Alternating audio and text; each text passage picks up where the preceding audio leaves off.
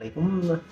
সেদিন একই দিনে কোমরের ব্যথা নিয়ে দুটি রুগী আসে। একটি কোমরের ব্যথা ডান পায়ে চলে যায় এবং কোমরের ব্যথা আরেকটি রুগীর বাম পায়ে চলে যায়। তো চেম্বার সেটিংসেই আল্ট্রাসোনো গাইডের মাধ্যমে আমরা প্রথম রুগীর কর্ডাল এপিডুরাল ইনজেকশন দিলাম। ইমিডিয়েট পেইন রিলিফের ক্ষেত্রে এটি অনেক কার্যকরী একটি ইনজেকশন। সাধারণত যেসব ব্যথা ওষুধে সারে না, রেস্টে অথবা ব্যায়ামে সেরে যায় না, সেক্ষেত্রে আমরা এই ইনজেকশনের সাহায্যটুকু নেই।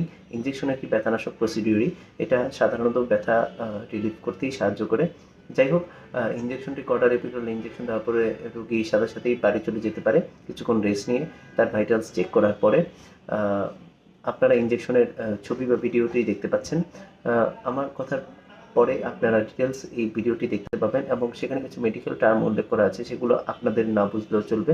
সেটা মেডিকেল রিলেটেড বা মেডিকেলের ডক্টররা বা স্টুডেন্টরা এটা অনেকটা ভালো বুঝতে পারবে।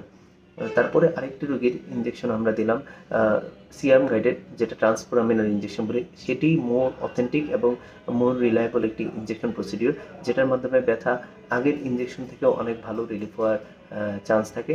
এবং সেই রোগীটারও একই সমস্যা ছিল, কোমরের ব্যথা তার বাম পায়ে ছড়িয়ে যায়। যাই হোক, কোমরের ব্যথা নিয়ে যদি আপনারা ভুগতে থাকেন এবং তা যদি ডান অথবা বাম পায়ে ছড়িয়ে যায় এবং আপনার এমআরআই করা থাকে, রগে বা নার্ভ রুটে কম্প্রেশন থাকে, তাহলে অবশ্যই আমাদের সাথে যোগাযোগ করবেন এবং আপনার ওষুধের পাশাপাশি আর কী কী চিকিৎসা করা সম্ভব হয় তা নিয়ে বিস্তারিত জেনে নেবেন। আসসালামু আলাইকুম। ভালো।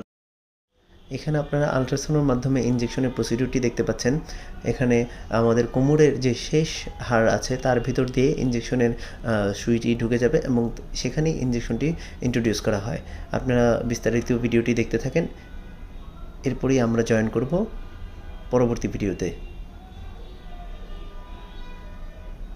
জি, এখানে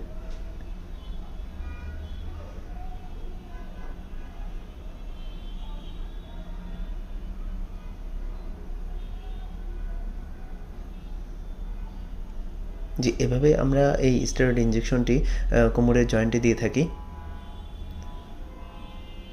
জি, এখন আপনারা দেখতে পাচ্ছেন সিয়াম গাইডেন্স ইনজেকশনের প্রসিডিউরটি। এখানে সিয়াম মেশিনের সাহায্যে আমরা ইনজেকশনটি দিয়ে থাকি এবং তার স্থির চিত্রগুলা আপনারা এখানে দেখতে পাচ্ছেন। এটি সিয়াম মেশিন এবং সিয়াম মেশিনের ছবিগুলোতে সাধারণত ডাই দেওয়ার পরে ইনজেকশনের ছবিগুলো এইভাবে দেখা যায়। তো ইনজেকশনটি নার্ভ রুটে পৌঁছাইছে কিনা সেগুলো আমরা ডিটেক্ট করতে পারি।